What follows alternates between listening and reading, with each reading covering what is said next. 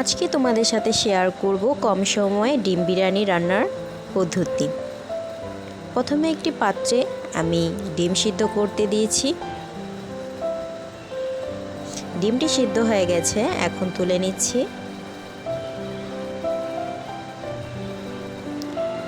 এখন একটি পাত্রে তেল, হলুদ আর লবণ দিয়ে দিলাম। এখন খোসা ছাড়ানো ডিমগুলো ভেজে নিচ্ছি। সহজ উপায়ে ঘরোয়া পদ্ধতিতে রান্না শেয়ার করে থাকি। ভিডিওটি যদি ভালো লাগে অবশ্যই চ্যানেলটি সাবস্ক্রাইব করে রাখবে আর একটি লাইক দিয়ে অনুপ্রেরণা দিবে। ধন্যবাদ। ডিমগুলো সুন্দর করে ভাজা হয়ে গেছে, এখন তুলে নিচ্ছি। আর সেই তেলের মধ্যেই দিয়ে দিলাম কেটে রাখা আলু।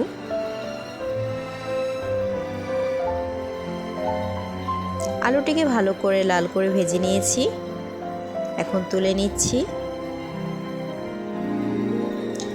এখন অন্য একটি পাত্রে দিয়েছি তেল, দুটো তেজপাতা, গোটা গরম মশলা।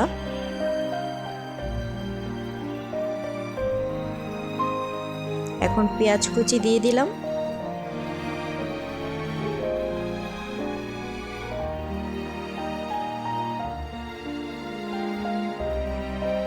পেঁয়াজটিকে লাল করে ভেজে নিয়েছি, এখন আদা রসুন বাটা দিয়ে দিলাম। দিয়ে দিলাম কিছুটা পরিমাণ বাদাম বাটা। মশলা যাতে পড়ে না যায় তাই অল্প পরিমাণ জল দিয়ে দিলাম। এখন এখানে 2 চামচ মরিচ গুঁড়ো, 1 চামচ হলুদ গুঁড়ো, 1 চামচ ধনিয়া গুঁড়ো, স্বাদমতো লবণ,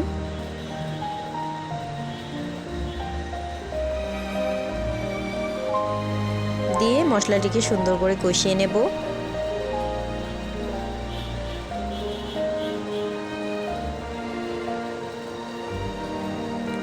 এখন বিরিয়ানির মশলা দিয়ে দিলাম এখানে।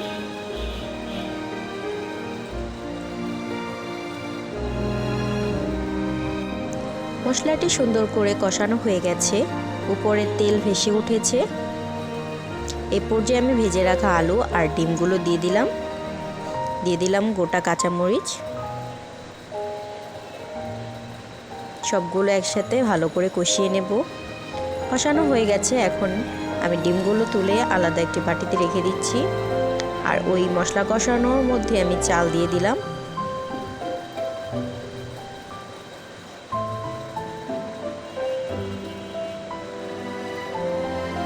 এখন চালটিকেও সুন্দর করে ভেজে নেব।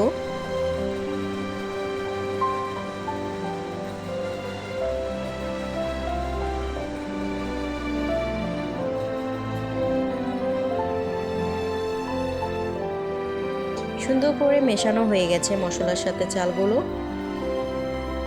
এই পর্যায়ে আমি জল দিয়ে দেব। এখানে আমি আধা কেজি চালের জন্য 1 কেজি জল ব্যবহার করছি।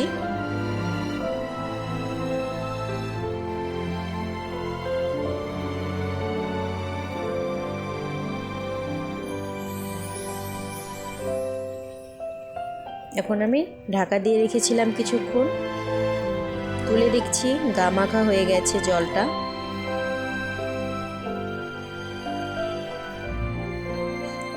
এখন আমি দুধ দিয়ে দিলাম 1 কাপ পরিমাণ।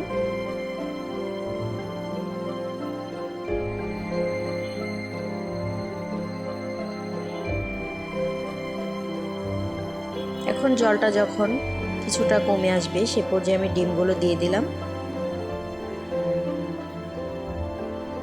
দিয়ে কিছুক্ষণের জন্য ঢাকা দিয়ে রেখেছিলাম। তৈরি হয়ে গেল আমাদের সহজ উপায়ে ঘরোয়া স্টাইলে বিরিয়ানি।